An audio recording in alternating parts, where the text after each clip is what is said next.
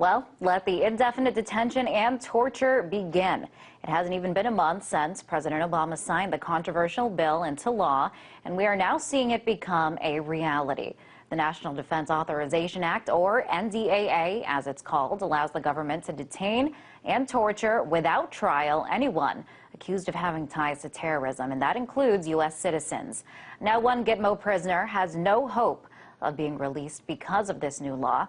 Masab al-Madwani, a Yemeni national, has spent the last 10 years at Guantanamo Bay, where he was repeatedly tortured. His attorney says he was tortured into admitting he was involved in terrorism. He has been fighting to get a trial, but just this month, the Supreme Court ruled that under the new law, he is able to remain detained. I spoke earlier to campaigner for Roots Action, David Swanson, who stated more indefinite detention and torture here in the U.S. is just a few signs of what is to come. Take a listen. I think it's also not a complete change. The United States has, as you know, long been detaining prisoners under various legal justifications and court rulings and executive orders. No one has been released without the government's decision. Through sheer stalling and various arguments, this has been the policy. And the hypocrisy could not be more stark as the president of Yemen, guilty of similar offenses, is brought here on the claim that it's for medical treatment, as this resolution on Syria argues, among other things, that they must release arbitrarily detained prisoners, as if the United States were going to do that. And of course, bigger than Guantanamo is Bagram, where the president worsened this bill with a signing statement declaring he needed no legal process whatsoever to detain people forever and ever at Bagram, and immediately received resistance from President Karzai, who said, turn them all over within a month.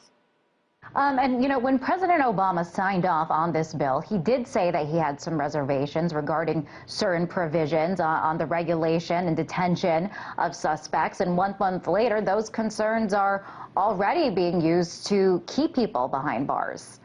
Well, there was a great deal of misunderstanding in this regard, as the president himself had insisted on these powers, insisted on no exclusion for U.S. citizens, and wanted the freedom not to ship all prisoners into military detention, but to detain them and handle them through non-military, CIA and other means as well, which he called flexibility, which some people might call tyranny.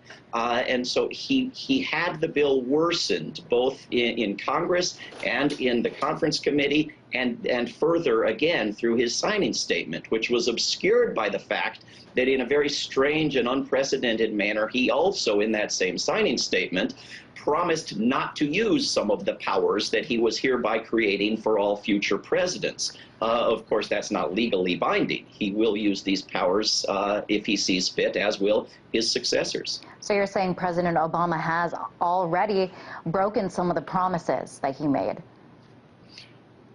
Well, to the extent that people got the impression that he was concerned about being given the power to detain anyone, or in particular U.S. citizens, understanding, of course, that this is the very same president who openly asserts and has exercised the power to kill anyone, including U.S. citizens, including juveniles. That was a misunderstanding, and he certainly has gone back on this, which echoes the experience of his last presidential election, during which many people understood him to be making promises that went far beyond anything he actually explicitly made, and then were disappointed when he went back on those so-called promises. Now, we are already seeing the consequences of this bill. For critics and people concerned about how this is an attack on our rights here in the U.S., is there any hope of repealing some of the more controversial aspects of this bill?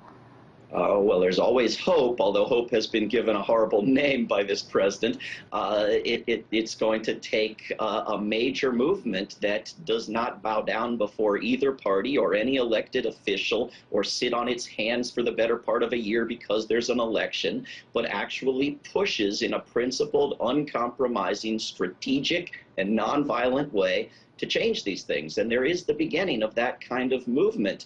But these issues are not being discussed on U.S. television networks. So thank you for doing so. David, why aren't these issues being discussed on these networks? We're hearing all these debates, one debate after another. We're not hearing too much about this. Why not? Well, one obvious answer is that when the two big parties, the Democrats and the Republicans, agree on something, it's not considered a controversy and it's not considered a debate or something for the news.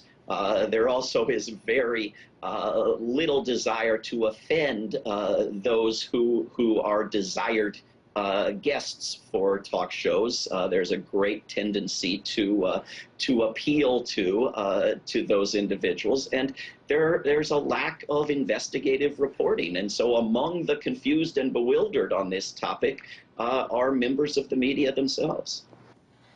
And that was David Swanson, campaigner for Roots Action.